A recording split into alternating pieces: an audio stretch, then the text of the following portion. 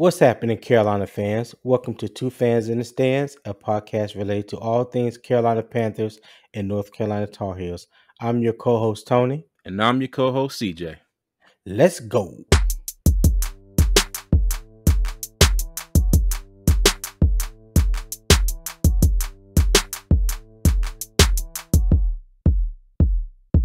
CJ, what's happening with you, cuz? How you feeling?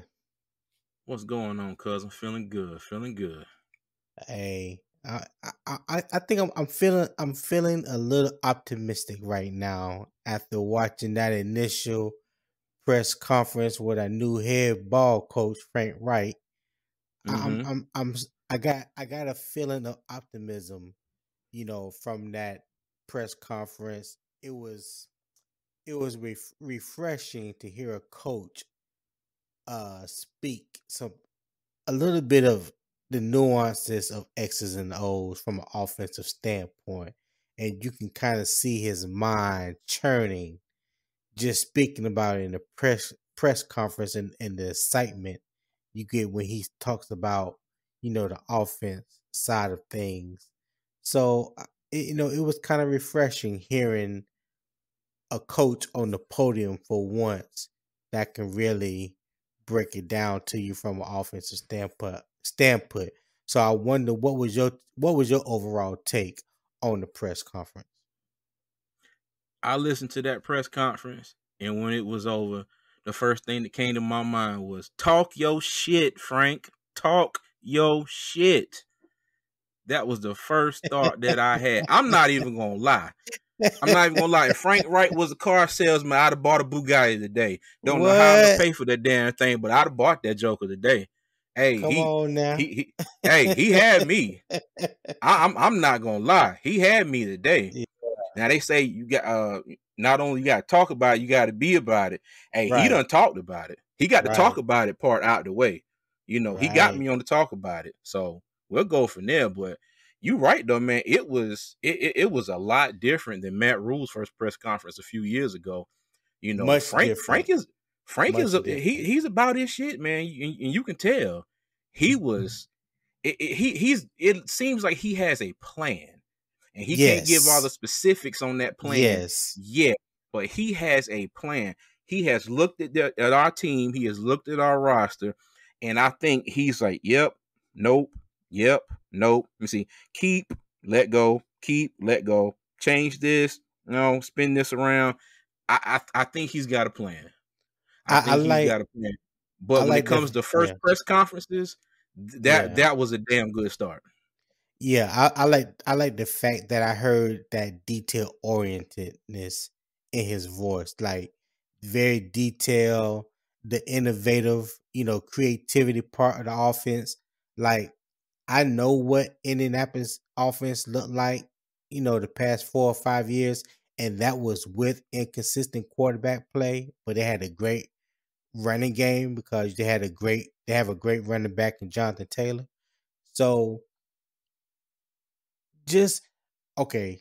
What I'm trying to say is I don't think anyone is going to be able to call his offense vanilla or compare him to Ben McAdoo. I think days of that kind of thinking, that style of play is out the door. So Damn I'm well better just be. I'm just curious as to see what this innovative play calling, this creativity is going to look like because it's been a very long time since we've had that kind of offense in Carolina. So I'm excited. I'm excited. So, but what was it? What one thing stood out the most to you? Thing that stood out to the most to me was when they were talking about his relationship going forward with Scott Fitterer, and he put his hands together, interlocked his fingers, and he was like, "It's going to be a partnership." He was like, Yes. "Scott's going to take care of the 53," and he said, "I'm going to tell you whether they're active or inactive." I was like, "Well, I'll be goddamn, boy." There we go. There we go. Finally, some common damn sense Some when it teamwork. comes to how this organization and how it's going to be run in the future. Yes. Common Yes. sense. Let Scott Fitterer do his thing. Let him be the GM, and that has not happened since he got here. Right. So I Yeah, agree with you on there, that. there, there, there was that, and then he, in a roundabout way, it seemed to me like he said that the quarterback that he's looking for is not on the roster. Those words did not come out of his mouth, but to me, to me, Why you I say kind of that? got the feeling because he was saying he said something about bringing the quarterback in, developing quarterback, and they kept asking him about the quarterbacks on the roster, but he wouldn't say anything. And why would he? It's his first press conference. He ain't even talked to every damn body yet. But there's But only I two don't. quarterbacks. There's actually only two quarterbacks initially on the roster right now, and that's Jacob Eason and Matt Mhm. Corral. They ain't neither one of them worth talking about. He ain't never seen them play, so he has I nothing to understand. go on. Yeah, I understand that, but I'm just saying because everybody wants to know: are you going forward with Matt Corral? Do you take a chance at signing Sam Darnold back for another year? And Right, me and you both talked about this a lot, that and especially me. And I always thought that if Wilkes was retained, Sam would probably come back for another year. I don't have any confidence in that right now. I really don't. And I hate it for Sam because I think he did admirably in his time here with what he had to work with. But that also makes me wonder and kind of, excited. What are we going to do in the draft? Because I think now that the Panthers are going to make a push to try and trade up to get either Stroud or Young. And I would not be mad at that move at all, depending on what they would have to give up for it. So we'll see. right, exactly. Because I was getting ready to say the same thing. I just don't want them to give up the farm. Like I can understand you going to if you swap first round picks this year and give up your first round pick or in a second round pick next year, but don't go and give up all the picks this year. We only got 7 picks. You know what I'm saying?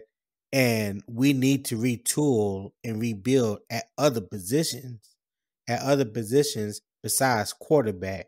So if you go and give away 3 or 4 draft picks to get up and get a quarterback. I understand you need a franchise quarterback, but at what cost? I just don't want to see them overpay to get that potential franchise quarterback. That's all I'm saying. Yeah, but I tend to agree with you. But who's to say it's overpaying if it works? But you don't know that it will work. See, here's the And thing. you don't know But if it doesn't work. hold on. Let No, me no, I'm finish. not Let me holding on. finish. No, let No, me finish. no, Let me no, finish. no, Yes. no. Go ahead. No, no, I don't got nothing to say. I don't got nothing to Go say. ahead, man. Finish your statement. I'm just messing with No, no, I'm past the statement now. But like I said, I just hope they just don't give up the farm to get a potential franchise quarterback. That's all. But we'll see. I trust Scott Fitterer, and I'm gonna definitely trust Frank Wright until I have a reason not to trust him. You know, a you. Yeah. reason not to trust him. So I think collectively, when they bring their minds together, they're gonna work through a process and they're gonna come up with the right game plan that's going to benefit the team um from a longevity standpoint. So Mm-hmm. I'm just anxious to see what they do. I'm more anxious right now for them to get the coordinators in there, the offensive and defensive coordinators. And speaking on that, who do you think right now? Cause we've seen some movements in the NFL in the past few days or week, with the latest being Kellen Moore going to the San Diego Chargers. So I mean the Los Thank Angeles God. Chargers. So he's off the block. So who do you see right now, or in your mind, who do you see as being the front runner, possibly a front runner for offense coordinator and defense coordinator? Well, hold on. I gotta circle back to the whole draft pick thing in the farm real quick. I get what you're saying. You want to give up the farm. Okay, but what if you give up about 70% of it? You get your quarterback in, and Fitterer takes that other 30%, works his magic in the draft like he did, say, his first draft when we ended up with what, like 10 or 12 picks. Mm-hmm. And the fact that I think the draft will be more under his control. Well, it'll be a collaborative effort, but I think they're going to lean, more heavily on the scouts, and they're going to do a better job scouting than what we've seen before when it was just like, hey, I really liked you. I played against you. My wife liked you. She called me and said, let's draft you. So I don't think it's going to be any more of that. But when you say the farm, when you're looking at this from a, like they say, to make money, you gotta spend money. but You when I look at it say from a straight business standpoint. But but when what I what say what what is the farm to you though? overpaying, No, I'm saying, what is the farm? Like that's if they swap first round picks and gave up a second in this year's draft and say a second next year or something, if that was enough to sway a team to swap picks with them. that's not giving up the farm. What I mean by giving up the farm is you got 7 picks this year, right? Mm-hmm. You're regardless if people want to accept the fact or not, with a new head coach, no stability at quarterback, you're kind of rebuilding the offense Mm-hmm. because you don't have the same offensive scheme as last year. You're not going to have the same defensive scheme as last year. We definitely know there are holes that needs to be filled. It doesn't need to be a complete rebuild, but you are I say retooling. I use retooling, Mm-hmm. so to speak. So when I say give up the farm, you don't need to give up 3 or 4 of your draft picks this year. That's what I mean by the farm. If you give up a Mm-hmm. first and a second this year and a first next year, that's cool. I'm cool with that because you're swapping the first this year. You're probably gonna give up that first second round pick this year and give it the first next year. That's all right because it's spread out. But Mm-hmm. I don't want to see them lump everything or so much together in this one year. That's what I meant by giving up the farm. Yeah. Well, what if it was what if they swapped first round picks this year and Carolina gave, because we got 2 second round picks and 2 fourth round picks, if I ain't Yeah. mistaken, so far. Two So what if seconds, they two gave up, fourths, and yeah. yeah. Yeah. So what if they gave up they swapped first round picks and gave up a second and a fourth this year? I wouldn't I wouldn't I be think mad that's at pretty that. reasonable. Oh, No, okay. I wouldn't because really Okay. the swapping of the first round picks, you're not giving up a pick, it's swapping. So if you only giving Mm-hmm. up a second and a fourth, you only really gave up 2 picks.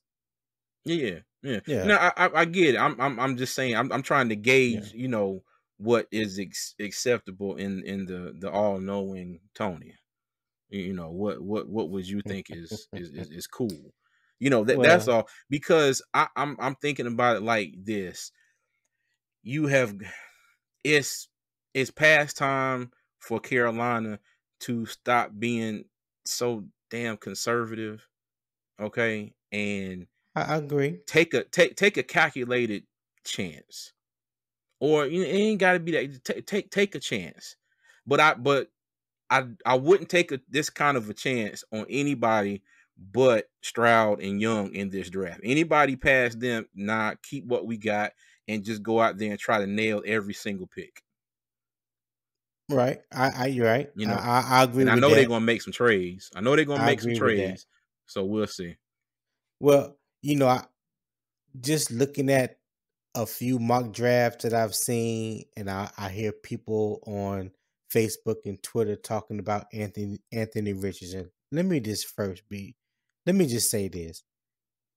Frank Reich is the head coach.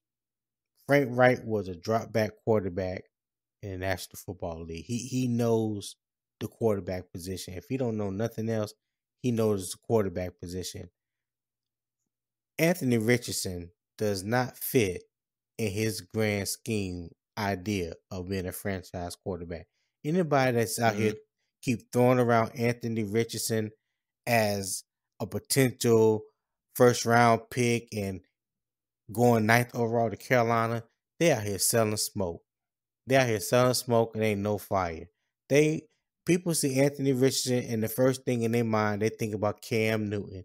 And that's the only linkage that they give him to Carolina is because they think or they believe that Anthony Richardson puts the people in Carolina puts him in the mind of Cam Newton. And all I'm saying with that pick, he's no Cam Newton. Even though I talked about Cam Newton not being good of a passer, I still believe Cam Newton was a better passer than Anthony Richardson is. Mhm. So why would But I I don't. take? Huh? Go ahead. Go ahead. Finish. My bad. But no, I'm just saying that's just something I've been seeing the past couple weeks, and these football gurus and these draft analysts. I'm like, okay, people are just putting stuff out there just to stir up conversation. It makes no sense. Will Levis, Mm. when I went back and looked at film of Will Levis from Kentucky, Will Levis reminds me of Carson Wentz 2.0. He just does. Okay. From people talk about how big he is and how strong his arm is. Me personally, I don't care about that. What's your anticipation like? You know what I'm saying? Can you read coverages? Can you make decisive decisions with the football? Can you make the right decisions? That's what I'm looking for. Who cares that he has a rifle arm? A rifle arm don't make you a great quarterback. Being decisive, throwing with anticipation, the intangibles of playing the quarterback position, that's what's going to make you a great quarterback. When I see Mm-hmm. Will Levis reminds me of Carson Wentz 2.0, and we all know how that whole experience from Philly to Indianapolis to Washington has played out for Carson Wentz. That's just my Yeah. thought on that. Okay. So what we all got from that, folks, is Tony does not want Will Levis, and he does No, not want Anthony Richardson, and he still does not like Cam Newton. Okay. So let's get back to let's get back to the press conference part of it. I'm sorry, cuz I had to say it. My bad. I got nothing. I'm gonna let you wallow in that nonsense that you just threw out there. So let's keep it moving. Come on, Well, no, I mean you don't want Levis, you don't want Richardson, and you don't like facts, Cam Newton. facts. That is not facts. That is not facts. Yeah. But okay, I will say one thing about Anthony Richardson. No, I do not want them to take him at number 9. If he falls into later rounds and he's there, like just say we do something with the number 9 pick and we use both our second round picks without trading them. Just so happens if he happens to fall into the 3rd round, you know, hey, I wouldn't be mad if they took him in the 3rd round I can see that. because I wouldn't be there's mad at there that.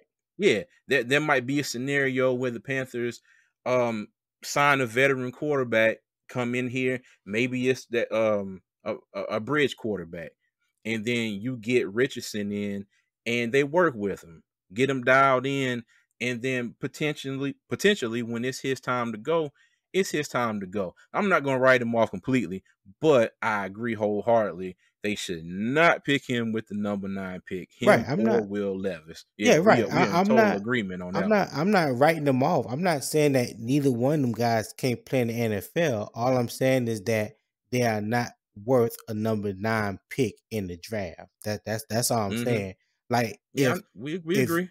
yeah, if you are Carolina and you are going into it with your idea of drafting your franchise quarterback, that means when you look at the current state of the roster, there's only 2 quarterbacks on the roster. Matt Corral was a 3rd round draft pick last year, coming off a Liz Frank injury. You don't have no idea what you got with Matt Corral. Then you got Jacob Eason that is signed to the practice squad. You don't know what you got with him. So in my mind, if I'm looking at a potential franchise quarterback and I'm talking about possibly trading up to get one of these guys, there's a good chance I'm looking for them to start year one. Anthony Richardson and Will Levis, in my mind, ain't ready to start year one. Just like last year when we was talking about Malik Willis and Matt Corral and those guys, there was, all these draft gurus are talking about these first round quarterbacks, and I'm like, only one that really has a potential to be a first round pick was Kenny Pickett. And what did Kenny Pickett go in the first round, number 20 overall, to Pittsburgh? He was the only one that was NFL ready. So that's all I'm saying is like every year these draft gurus come out with these 4, 5, 6 quarterbacks, and you look at them, you be like, there's no way in the hell 3 or 4 of them are even first round caliber. This year's class of quarterbacks is not as good as last year as far as, well, I take that back because CJ Stroud and Bryce Young is definitely better than uh what came out last year, because only one that went the first round last year was Kenny Pickett. But I'm just saying, when you're talking about the other quarterbacks, I even seen a mock draft where they're talking about Tanner McKee from Stanford. I'm like, are y'all serious right now? Like, who? First of I all, think I saw the same mock draft you was I'm talking like, about, and ain't nobody I heard think they of were Tanner just throwing that McKee. out there. Yeah, that's what I'm saying. I mean, they throwing all kind of shit against the wall and hoping something stink. Well, what stick is stinking right now. So that it was just that's why I don't like dealing with these mock drafts too doggone far before draft time, because they just throw anything out there just to stir up conversation. And that's the beauty of it, though. That's Yeah. the beauty of a But if mock it makes draft, sense, especially. in my Nah, mind, no, if it but makes sense, yeah, but you got to remember though, what makes sense to you doesn't necessarily make sense to right, right, somebody else. right. And our opinions and what makes sense to us doesn't matter. It matters if it makes sense to David Tepper, Scott Fitterer, and Frank Reich, and whoever the coordinators are going to be. But like I said, to me that's the beauty of it, especially mock drafts. You just, like you say, you throwing shit against the wall, hoping it sticks, and seeing what happens. And you never know, if you do 50 million mock drafts and it ends up, you're like, you know what? I picked them to pick that player at that spot at a certain draft. Hey, I was right. Well, Or it's shit, I just, was dead ass wrong. well, my thing is, because our fan base, you hear so much about people stating the obvious that yes, we need a franchise quarterback. Yes, we need better quarterback play. But then you have people that go out and suggest Anthony Richardson.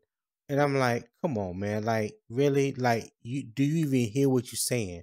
Either you don't know ball or you need somebody to teach you ball. Because you can't say we looking for a franchise quarterback and we need better quarterback play, and then the first name that come out your mouth is Anthony Richardson.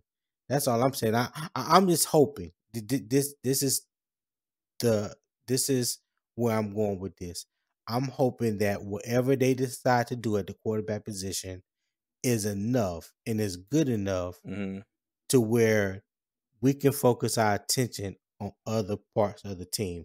Because I feel like Mm-hmm. once we get the quarterback position settled, to me that's half the battle. That's half the battle, getting that quarterback position dialed in. And what Scott Fitterer would love to do, he will, pretty much any team, you want to get a franchise quarterback, especially one that you draft on a rookie deal, because that allows you so much flexibility when it comes to signing other players, bringing in other players, because you have a quarterback that's not commanding 30, 40, and $50 million a year. He's on pretty much a 5-year rookie deal that you can utilize money elsewhere to continue building out your roster. But it has to Mm-hmm. be the right quarterback. Yeah, and I agree with you on all of that, but I'm gonna throw what if out here. What if later in the process you go This to this is pro this is days? not This is not Wednesday. This is not What If Wednesday. Nope. But I'm just saying though. I mean, we talking about this, but if the process plays out, pro days, combine, and all of a sudden his stock starts rising and he starts going higher and higher up people's boards, I mean, Who? you never know. Who? Richardson. Okay. All right. I'm just saying. I hear you. Like I heard. I like I heard always exactly what tell you you, said. anything is possible, even if you don't think it's right. I hear you. Okay. Yeah, I know you hear me, but you ain't listening. So I No, mean, that's all well and good. how can I? How can I hear you if I ain't listening? You ain't never seen White Men Can't Jump? Yep. You know the part I'm talking about? Nope. Don't care to Okay, know. then you okay, well then you don't know what I'm talking about. So let's No. let's let's carry on. Yeah. All Let's right, let's carry let's on. let's let's get let's Thank you. get back to, Thank you, Jesus. let's get back to Frank Wright, okay? Another thing that I liked about his press conference, he was talking about chain of command. And he was saying that everybody's going to work together. He said, but this is not a democracy. Right. Okay. Yeah. He was like, this is Yeah. not we will work together, but this is not a democracy. It has to be a chain of command, and everybody has to be accountable for what their role is in the organization. And That's that's something right. I really liked when he said that. And I said, okay, cool. He's gonna have a system in place. And it seems to me whoever needs to be held responsible will be held responsible. But he also said too, he is the head coach. Whatever happens, it's at his feet and it's on him. Yes. That's right. So That's right. That's right. yeah. Accountability at its finest. Mm-hmm. Yeah. Exactly. Exactly. And he also said that when it comes to the quarterback position, he doesn't want to have to grind the football. He said you can have 14 play drives. Those are great. He said, but you don't want to have to go out there all the time and have 14 play drive. He said you Right. want to be able to throw the ball down the field, chunk plays, big Yep. yardage. You want to be able to incorporate that and have that as part of your game plan. And he said we want to be able to run the ball, strong running game.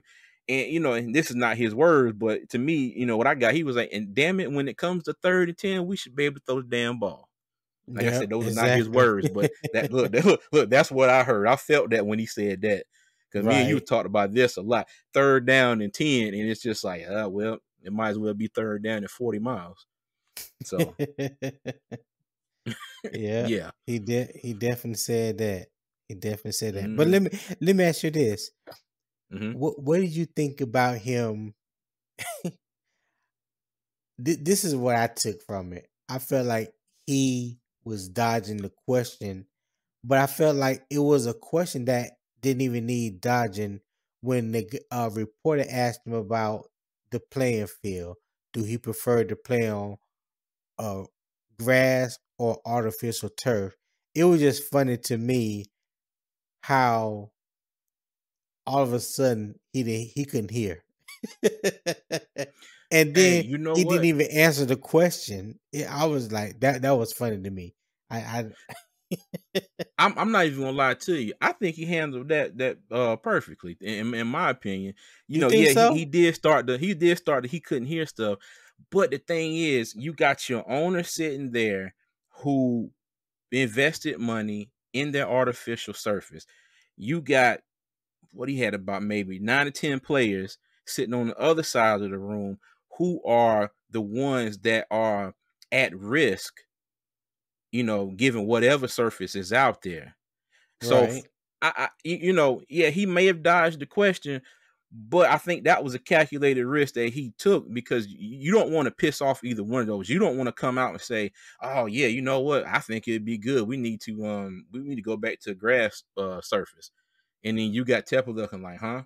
Or he come out and say, "Well, you know what? I really like the artificial surface. It was a lot better than back in my playing days at Buffalo and on the artificial turf or whatever." And then you got the players looking like, "Huh?" I think that was a double-edged sword. And I the whole hearing thing was funny as hell, just like you said, because I started laughing. My daughters will tell you I can't hear that good, and I Right, fell out. But right. yeah, I just I I think just that was a thought question that I don't even think it really should have been asked, me personally. But yeah, I have no problem with him not answering that question. That's something that they as a team have to deal with later on. right. I get what you're saying, and I agree with you, but I would have preferred for him to defer that question to David Tepper and just not even deal with it like that, and deal with it like that. But don't just start talking about your hearing like you got a hearing aid. You know what I'm saying? Like to Yeah, me in my mind it was like a corny way out. He took a corny way out. yeah, but you know what though? If that was the only kind of one of them moments in that meeting, and it's talking about the playing surface, I'll take it. Right. I got it. I'll take it, cause for us, I don't know of any injuries that we had this year that were a direct correlation to the playing surface. The only time that I remember something being brought up was when the Lions came down and complained about it because it was hard as a brick. And at that point here in Charlotte, that was like the coldest day that we had almost, all year. Okay. So, I don't know if they invest on putting some kind of a heating system up under it. I Right. don't know if that's an option. That's just something, I'm shooting off the top of my head here. But yeah, so we'll see. So my final question is, what grade would you give Frank Wright introductory presser? Oh, I give him an A+. You give him A+? I give him an A+. That Based on man what? stood up there and based on the fact that he was up there talking X's and O's, you Right. got a slight glimpse of what his plan was for the Panthers. Okay. He mentioned the defense. He said top 10 defense, great. Top 5 defense, that's what puts you over the top. That's what gets you in the playoffs. That's what gets you to the Super Bowl and possibly winning the Super Bowl. He talked about pushing the ball down the field. He talked about his play calling being innovative, creative. So, and I guess that depends on who he has for the offensive coordinator. And another question that was brought to him was whether or not if he was going to call the plays. And I like his Right. answer. He said, you know what? I really do like calling the plays. He said, but the trend in the NFL is going away from that as far as head coaches calling plays, whether it's offensively or defensively, because you as a coach, you want to be focused on everybody, not Right. everybody Right. and a side of the ball. Right. So I like his overall. I And like he his said overall depending on who the energy. coordinator is too. Yeah, Yeah. but I like his overall energy. I like the way he answered questions. The hearing thing was quite funny to me. But but yeah, you seem it it seems like he knows we have a foundation for our defense. Okay, Right. our defense was not great by any means this past season, but it's almost like how we've been saying, we're pieces away. It's not like we Right. got to rebuild the whole defense, but we are key players at key spots away from being able to kind of hold our own on defense. And offensively, he knows it starts with the quarterback. Right. Okay. Starts with the Right. quarterback. And I guarantee you can put money on this, but we are going to get some kind of a top-notch tight end, whether it be draft or free agency. Some kind of a decent pass catching tight end is on their way to Charlotte, North Carolina to play for the Carolina Panthers. I Eric guarantee Ebron, that. Eric Ebron, who played under Frank Wright at Indianapolis and played for our beloved Tar Heels, Hmm. said on Twitter the other day that Frank Wright need to hit him up because he's trying to come home. Hey, So So we'll see. We'll see how that play out. And then I saw on Twitter earlier today where it's talking about Naheem Hines would be a good addition, Mhm. as a return man and third down back. When Naheem Hines is from North Carolina and went to North Carolina State, so he Mhm. will be coming home too. So Didn't he didn't he end up in Buffalo? yes, yes. Okay, but he's a free agent this year. I think he'll be unrestricted free agent this year. Yes, Okay. I wouldn't yes. mind that. I would not mind that at all. So we'll I would not. see. We'll Mhm. definitely see. Me, I would give it a minus. Now he had an A+. Typically I would have dropped him to an A, but the way that he skillfully dodged the question about the playing surface, I can't let that slide. That was just too funny to me, and I just think that was just obvious. Out of all the questions, he couldn't hear on that question. He had trouble. Then had the reporter, kind of repeat the parts of the question twice. I was Mhm. like that. That was just too funny to me. But overall, overall, I give him an A-. I give him an A-, man, because I love that he talked about the accountability. Everybody being responsible, knowing their position and playing their position, playing their role. He talked about the X's and O's, a little bit to kind of give you a glimpse, a little bit into the mindset of what basically what he wants to do. And he talked about being innovative and creative, you know what I'm saying? So you heard that in his presser. And I was just curious how he was going to sound in the press conference because we know it was night and day going from Matt Rule to listen to Steve Wilkes. Even though Steve Wilkes was very articulate and proper, he just had this straight face drill sergeant type of mentality at the when he was doing a press conference. You never really got a chance to see his personality come out. And that's not no knock on him. I'm just saying that it just you saw the difference, and it's like between him and Matt Rule, and it's like Frank Wright is like right in the middle of those two, you know. So And yeah, I wouldn't, Steve Wilkes is Steve Wilkes. That's probably his mentality. But I'm not gonna go out here and say that Frank Wright was up there. It's just this glowing, radiant personality that's blinding everybody in his immediate presence. I mean, he was just talking, but I yeah, but but he but that's why I but said what he was saying made a lot of sense. yeah, but that's why I was saying he was in between Matt Rule and Steve Wilkes. I wasn't saying that he was captivated and you know like a Deion Sanders personality. No, by no means. I'm just saying Matt Rule was kind of goofy. Hmm. Steve Wilkes was stern, and I just from what I seen from Ray Wright just in this first press conference, he was like that happy medium. He was like that in between. That's all. Now I'm gonna disagree on that one. This is Okay. just my opinion. I got a lot of sternness out of that press conference from him too, especially when he said we're going to work together, but this is not a democracy.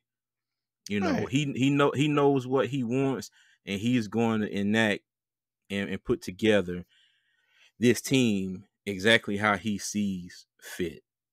So yeah, I'm not going I to say he was a happy medium, but yeah. right, right. Well, anything else you want to say before we get out of here, man? Yes, I do. I want to say that in another move that was confirmed, I think yesterday, they are bringing back James Campen and Chris Tabor, and I think those are both big moves because from what I read, Fitterer and I, Tepper I were missed urging that. any candidate. Yeah, they were urging any candidate who was hired to make sure that they retain both of those coaches. So yes, because Johnny Hecker tweeted about it. He was like, yes. And Bradley Bozeman even tweeted about it, about them keeping James Campen. So, yeah, I think as far as what's happened right now, I think we're off to a hell of a start.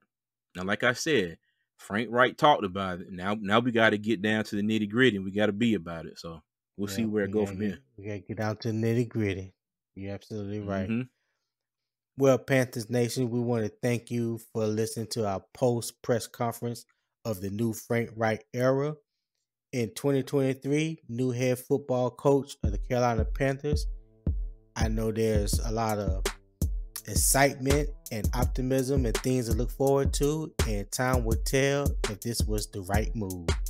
Until then, Panthers Nation, keep pounding.